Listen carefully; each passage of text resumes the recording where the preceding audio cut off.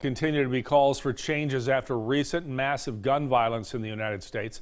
But the issue of gun control is always controversial, and right now the sides remain divided. Nearly 3 weeks after the mass shootings in El Paso and Dayton, there is still no agreement on what to do. Some people in both political parties want to expand background checks required for the purchase of guns to include firearms sold online or at gun shows.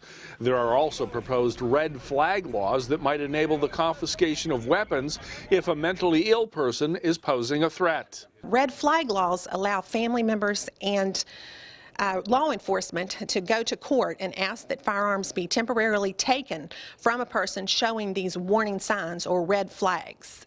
But the sides are sharply divided on that issue. Critics worry about the consequences of false reporting. Especially on red flag laws, I think a lot of people don't realize what they are. And again, this is a situation where someone could just have a personal vendetta against someone and turn them in and have your guns taken away.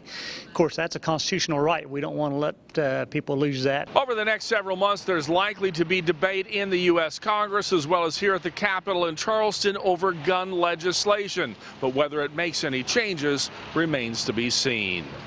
President Trump has gone back and forth on both background checks and red flag laws. His support is seen as crucial in Congress. Let's be very clear, Mark, nothing will happen unless the president wants it to happen, because he has to bring Republicans along with him on this, and we're talking about a gun sense bill.